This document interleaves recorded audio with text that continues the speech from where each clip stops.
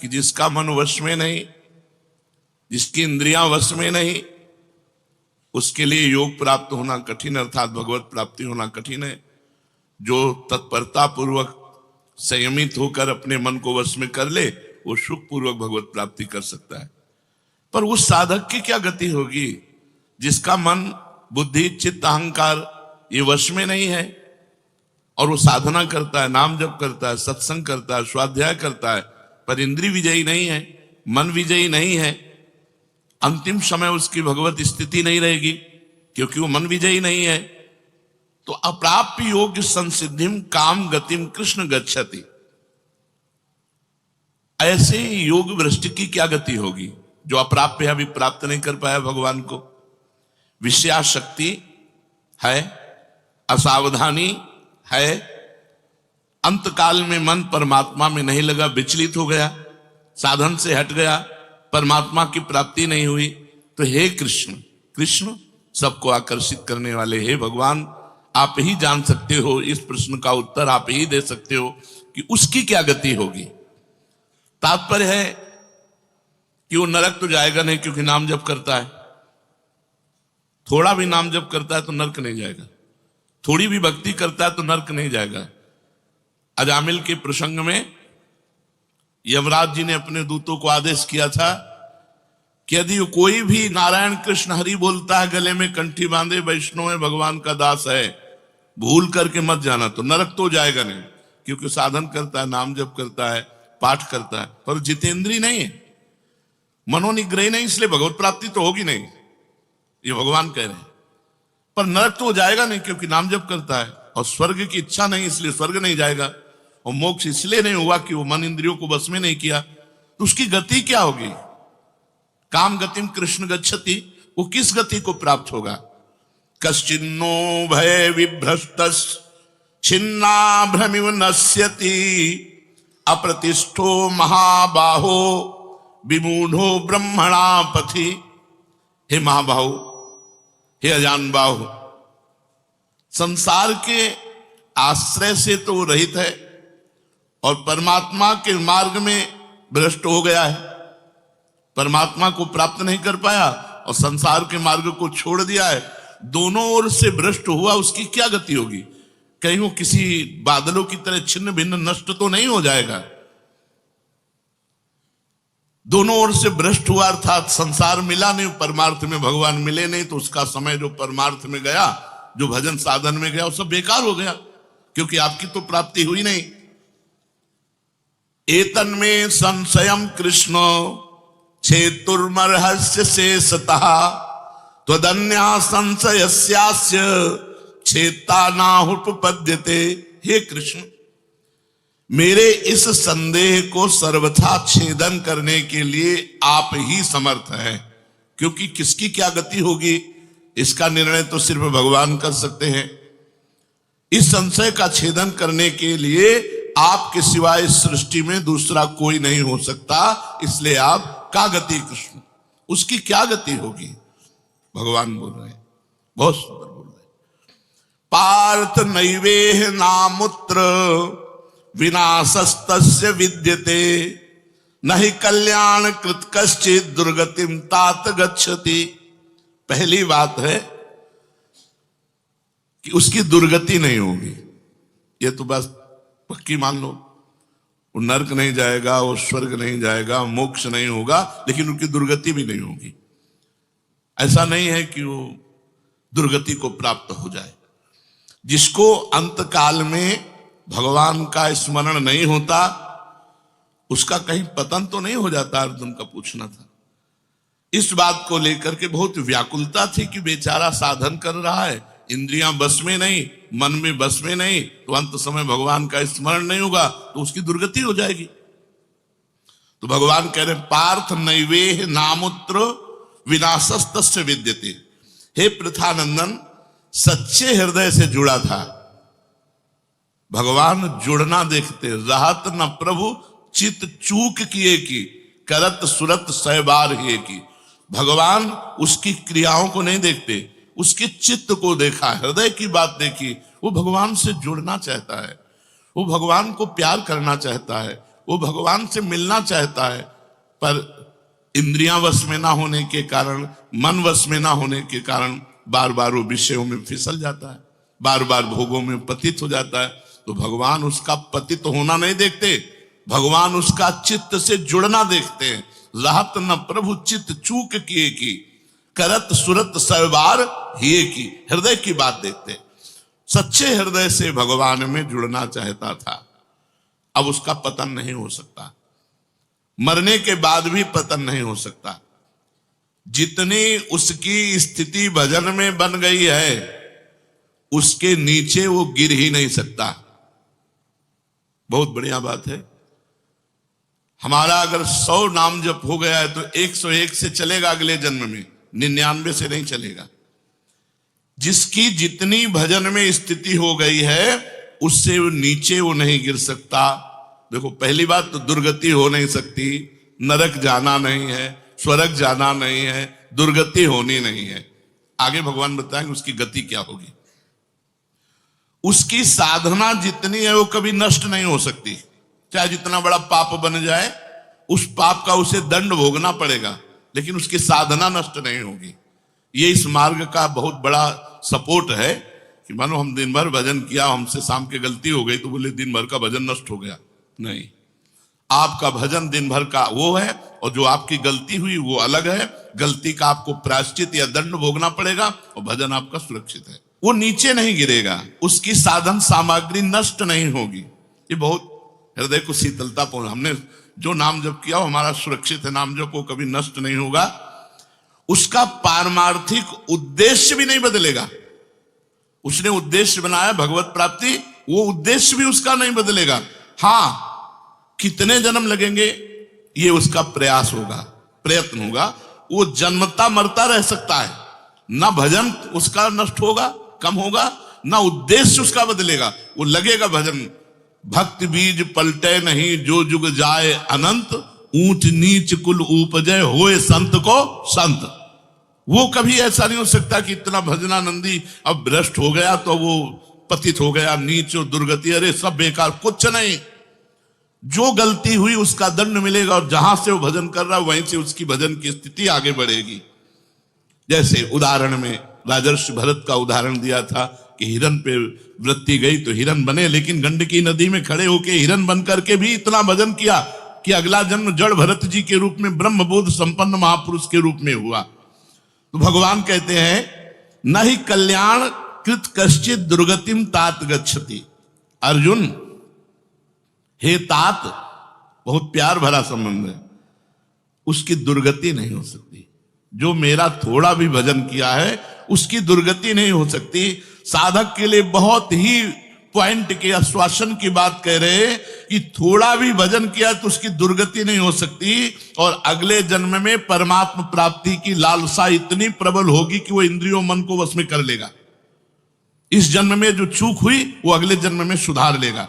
उसकी दुर्गति नहीं होने का तात्पर्य है कि जो मनुष्य कल्याणकारी कार्य में लगा हुआ है, जिसके लिए मनुष्य शरीर मिला है, वो कार्य कर रहा है, भजन कर रहा है, सत्संग कर रहा है, स्वाध्याय कर रहा है, ठाकुर सेवा कर रहा है, वो अपने असली कार्य में लगा हुआ है, पर उसका मन चलायमान है, उसकी इंद्रियां चलायमान, तो उसकी दुर्गति नहीं होगी।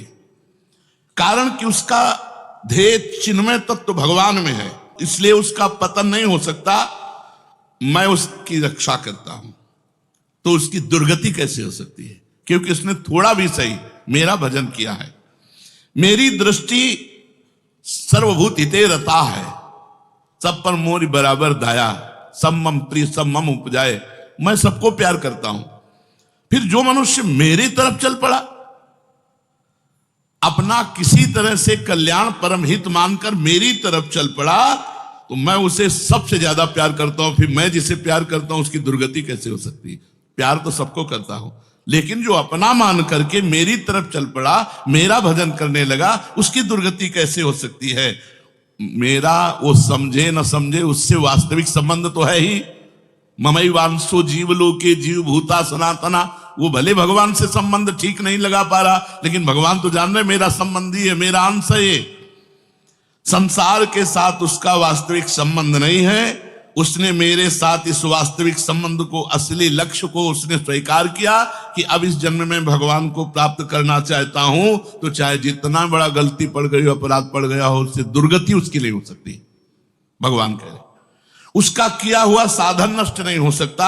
हां, वो देखने में मोहित सा लगेगा कि भ्रष्ट हो गया, अब तो कोई भजन साधन नहीं, अब तो भ्रष्ट सा हो गया है, साधन छूटा दिखाई देगा। परंतु ऐसी परिस्थिति में भी मैं उसका साथ नहीं छोड़ता। उसने मेरा भजन छोड़ दिया, मेरा साधन छोड़ दिया, लेकिन मैं उसका, जैसे एक सत्संग में दृष्टांत में देते थे कि जगन्नाथ जी की सेवा में श्रीअंग पार्षद रहते थे, तो उनमें से एक पार्षद वैश्या संसर्ग करने लगे कुसंग के कारण। तो जब सब पार्षदों को पता चला तो उन्होंने बुलाया और कहा, देखो तुम परम पावन श्री जगन्नाथ जी के अंग सेवी हो, या जगन्नाथ जी की सेवा छोड़ो वैश्या का संग करो, या वैश्या संग छोड़ो जगन्नाथ जी का अंग संग करो। तो भगवान की माया से मोहित हुए, साधन से गिरे हुए होने के कारण उन्होंने जगन्नाथ जी का अंग संग छोड़ दिया और वैश्या का अंग संग स्वीकार किया।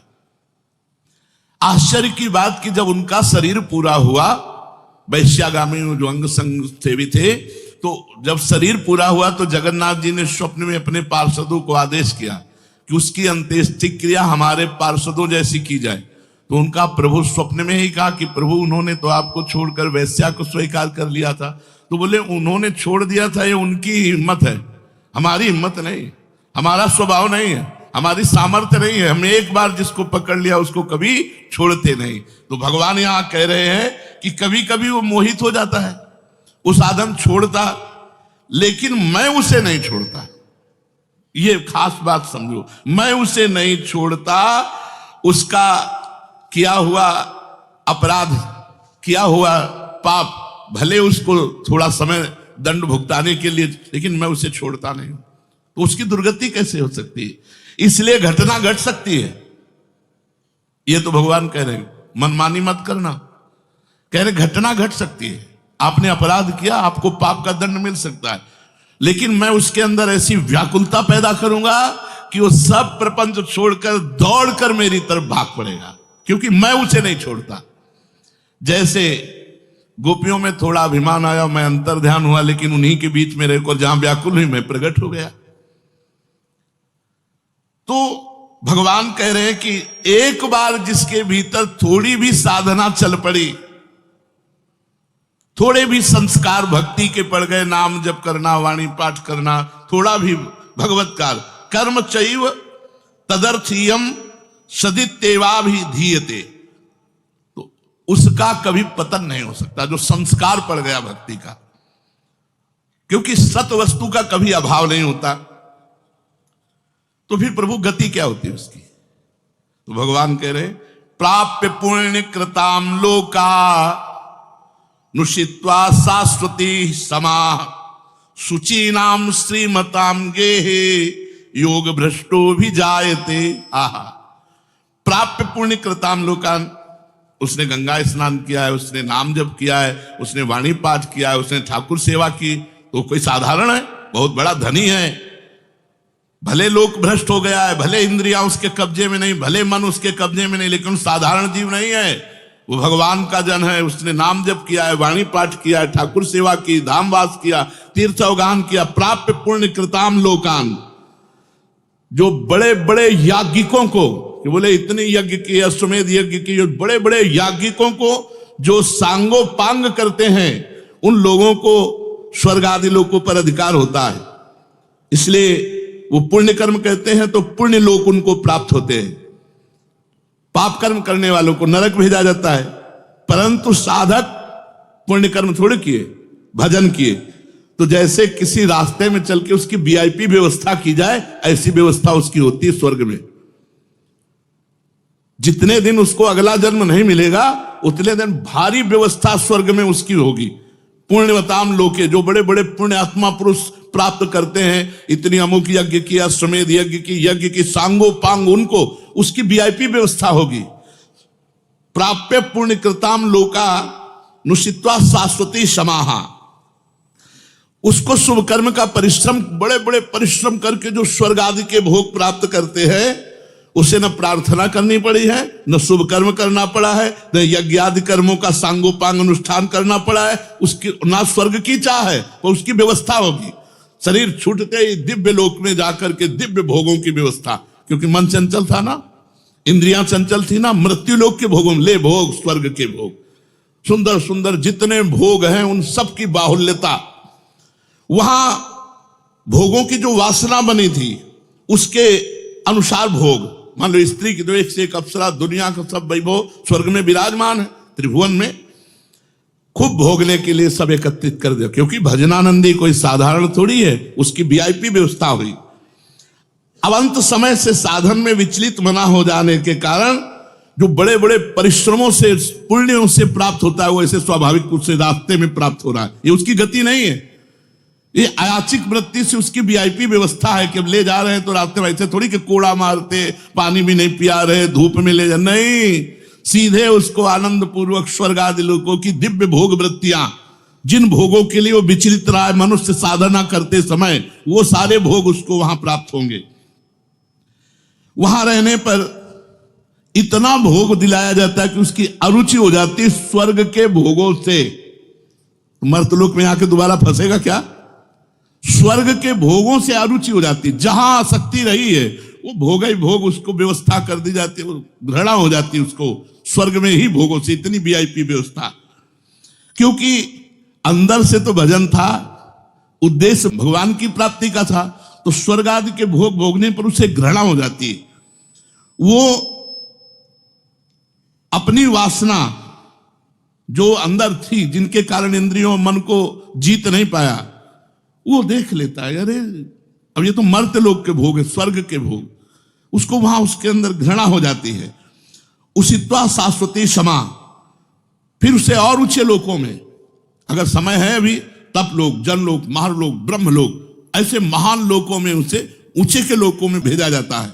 और वहां भी इसलिए भेजा जाता है कि यहां के स्वर्ग के भोगों से रुचि, अब यहां के ब्रह्म लोक के भोग देख ले। भजन का फल है ब्रह्मादिक के भोग सब विषम लागत ताई, नारायण ब्रज चंद की लगन लगी है जाए। जब ठाकुर जी से मिलने की चाह लग जाती तो यहीं इसी शरीर में ब्रह्मादिक के भोगों से भी वैराग्य हो जाता है। भोग भोगने के उद्देश्य से नहीं, क्योंकि जो भोग भोगने के उद्देश्य से जाते हैं उनके पुण्य क्षीण होने पर फिर वो लौटकर मृत्यु लोक में आते हैं, इसलिए वो सीमित वर्षों तक स्वर्ग लोक आदि में रहते हैं। परंतु जिसका उद्देश्य भोग नहीं भजन था और योग भ्रष्ट हो गया है सूक्ष्म वासना के कारण, तो स्वर्ग आदि लोकों में जाएगा, उसका भजन नहीं छीण होगा। जैसे पुण्य आत्मा स्वर्ग गया, भोग भोगा, तो उसका पुण्य छीण होगा, लेकिन इसका नहीं, इसका तो स्टॉक है, ये तो भागवतिक व्यवस्था है उसकी, ये ब्याज की व्यवस्था है। मूल तो ऐसे ही साधन संपत्ति है।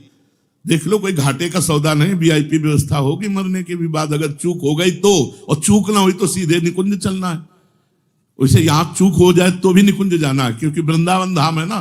अगर यहां शरीर छूटेगा तो यहां स्वर्ग थोड़ी ले जाएंगे, देवताओं का प्रवेश है नहीं, यहां तो वृंदा सखी सहचरियों का है। वो बहुत वर्षों तक उसके भोग सुविधा की सीमा नहीं रहती, ऐसी व्यवस्था होती है।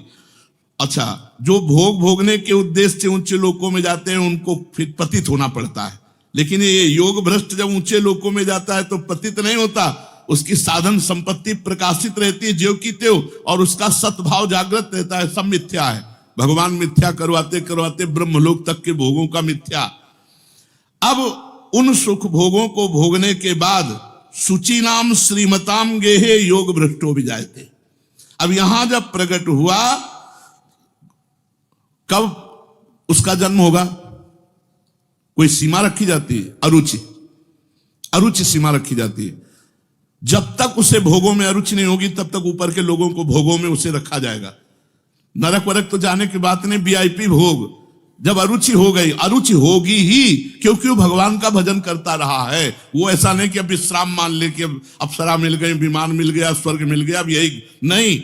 उसकी यात्रा नहीं रुकेगी, उसका भजन उसको कचुटेगा, उसके अंदर जलन पैदा होगी, अशांति हो जाएगी। ये सब भोग नहीं चाहिए, मुझे भगवान चाहिए, चलो ब्रह्मलोक। वहां भी ये नहीं चाहिए, तो अब सुचि नाम श्रीमताम गेहे योग भ्रष्टो भी जायते।